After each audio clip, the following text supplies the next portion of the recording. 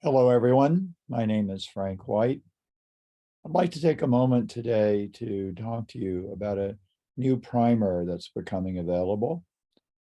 It's called the SpaceTech Economy, Ready for Liftoff.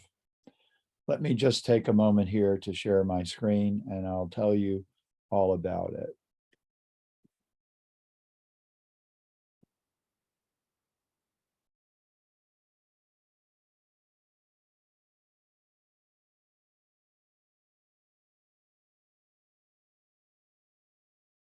As I mentioned, the title is about a space-related economy and the fact that we're at a critical moment now. And we are like a rocket ship ready for this new economic system to take off. This document is divided into four basic parts. There's an introduction, a space tech overview, then segmental classification of the industry, and finally, a value proposition. Why should you care? Let's talk a little bit about IntroAct, the organization that put this together. IntroAct basically has three functions. One is targeting. We use artificial intelligence to help companies find compatible investors. Secondly, we build awareness in capital markets through industry and company-specific research. Finally, of course, engagement. We introduce industry members to the investor community. We are in partnership with Starbridge Venture Capital. We're proud of that. It helps us to launch ourselves into the space industry with deep domain expertise. As I said, I'm the curator of the information products of this partnership. A little bit about myself. I attended Harvard College and Oxford University. I've written a number of books, and the topics range from space exploration to climate change and artificial intelligence. You might well know me for my best known book, The Overview Effect, Space Exploration and Human Evolution. If you do know me, you know that I'm not a financial expert. However, I am interested in large-scale space migration. I think it's critical as the next step for humanity, and the space tech industry needs to have sufficient investment to really help make large-scale space migration happen. And so that is how I enter the picture and the big picture perspective I bring to it. We're at an inflection point with space exploration and development and migration. As you well know, phase one was 1950 to 69, thereabouts, with, of course, the critical moment being 57, with the launch of Sputnik, and then other critical moments like the Apollo landing on the moon. It was a space race dominated story, Soviet Union, United States, trying to prove that their way of life was superior to the other. It was government sponsored, and it was exciting, and it laid the foundation for today's space economy. In phase two, we started seeing private actors get into this field. The technology matured, and really we began to see public-private partnerships happening. More than that, we moved from two countries being dominant in the entire enterprise to an expanding space club of nations.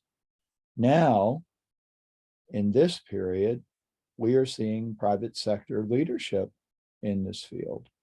Commercialization of the space enterprise and a new era of entrepreneurism.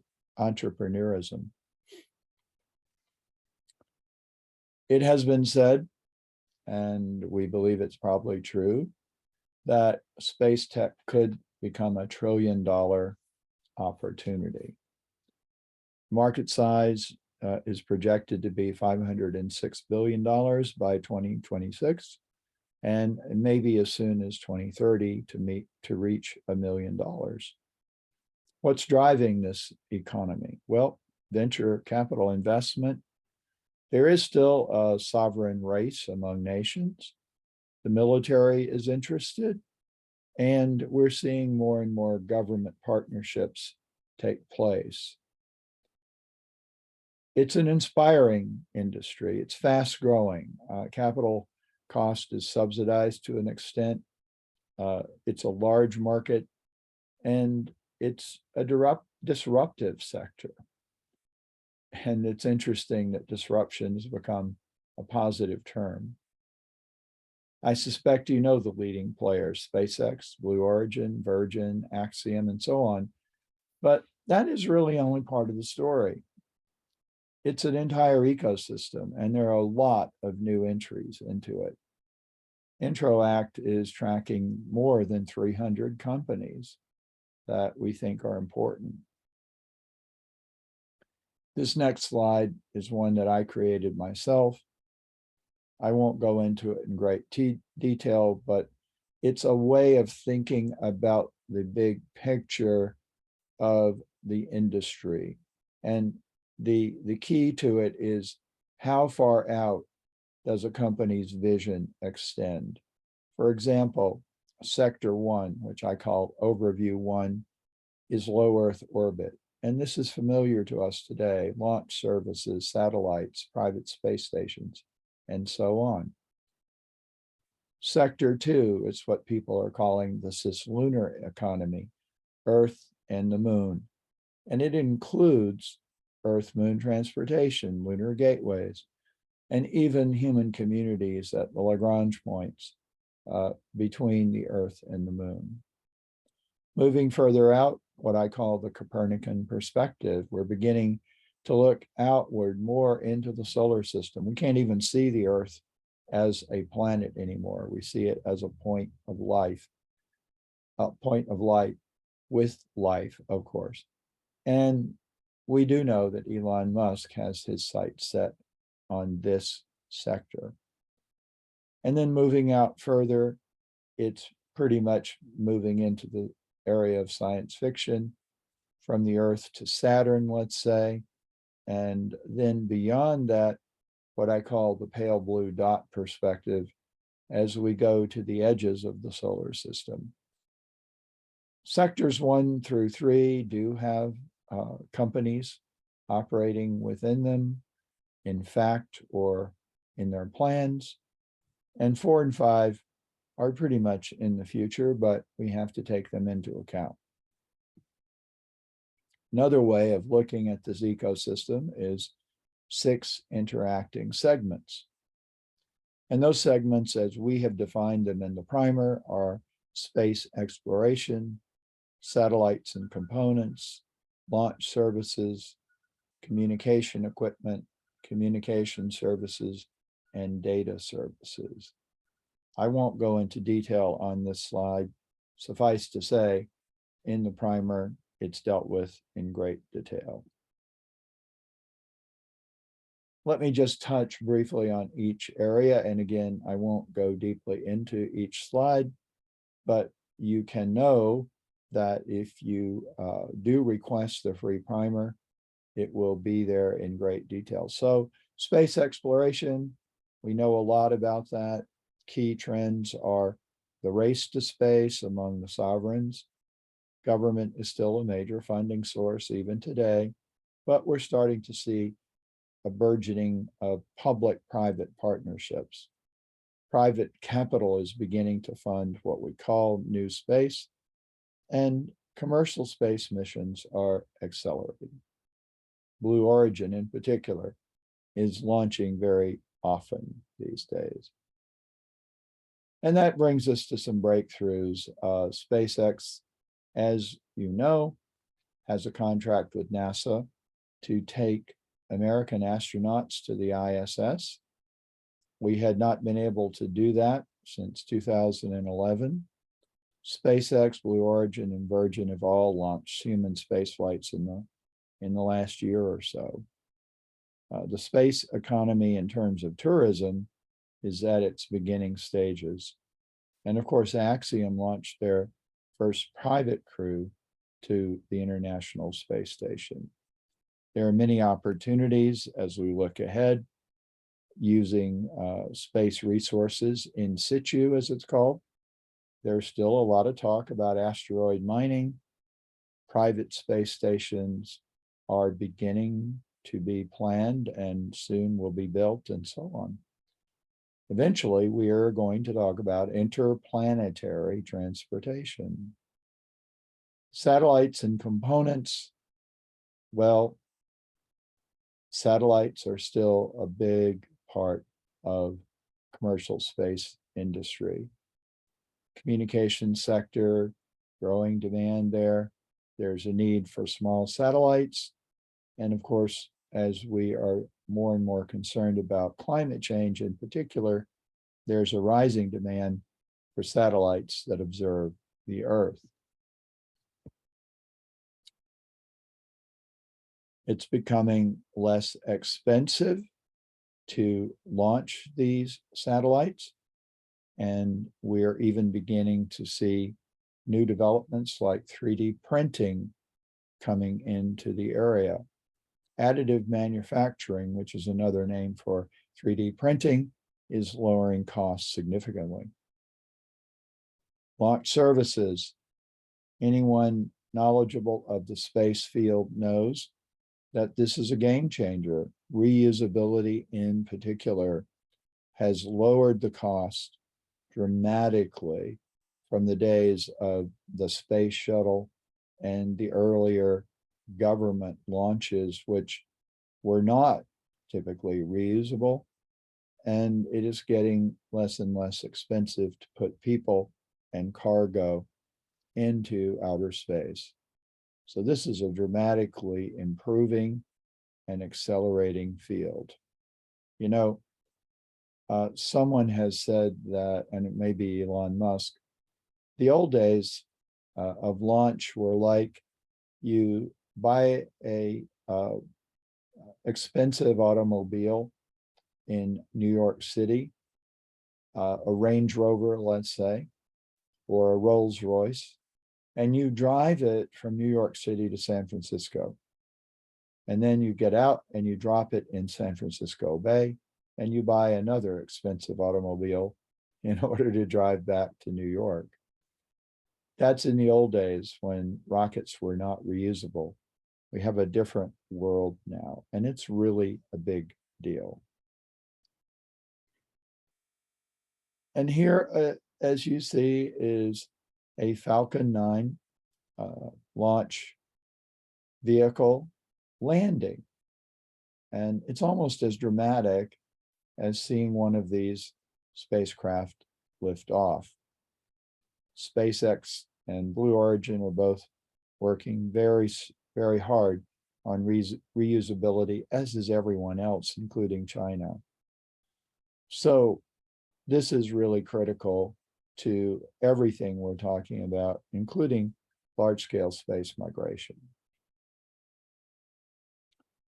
Communication equipment is another segment of the industry. Cloud and vertically integrated companies are disrupting the market. I won't go into detail here, but here's the value chain of a ground station, upstream, midstream, and downstream.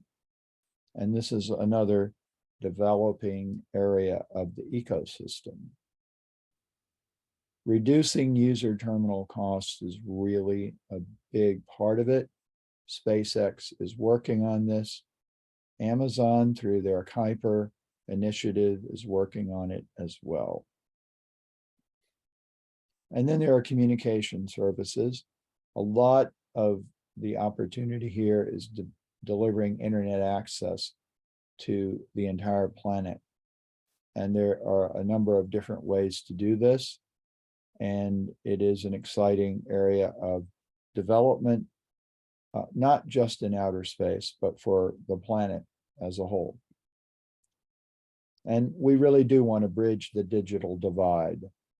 there shouldn't really be anyone on planet Earth who cannot receive the internet, for example, as long as the internet has been around. And a number of different companies, as you well know, are active. Starlink has gotten the most attention, but Project Kuiper is intending to catch up with Starlink as well. Data services. Big data is important. This is a great chart here on the right, moving from data to information to context, awareness, knowledge, and intelligence. Increasingly, with data services, we're beginning to look at remote sensing as a really exciting area. For the first time, really, in human history, we can just really know what's going on our planet, and we need to know, especially because of climate change and other developments on the planet that affect humanity. And of course, humanity is affecting the planet. Here's the value chain of that industry: acquisition and distribution, data processing, and then insights and decision support. I've taken you through on a very quick trip of what the primer has. Why should you care? Well, if you're an investor, you're looking for areas in which to invest that will make sense and generate a return. As we mentioned, the space tech industry is at an inflection point. We are looking at $1 trillion by 2030. Who knows? Maybe it will be more. The industry is increasingly funded by the private sector. There is a transformation underway, and it needs a vibrant capital markets ecosystem. Now, the big names, SpaceX, Blue Origin, Virgin, privately held, this makes investing in them difficult. Private firms like Starbridge Venture Capital are generating great returns, even as public company ETFs are struggling.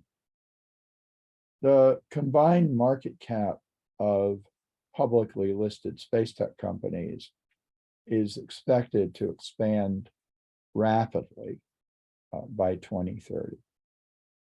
And the metrics that really matter are cost per astronaut, which is going down, cost per satellite, which is going down, launch success rate, which is going up, government spending, which is generally going up, how many satellites are out there, and how many new projects are in the pipeline.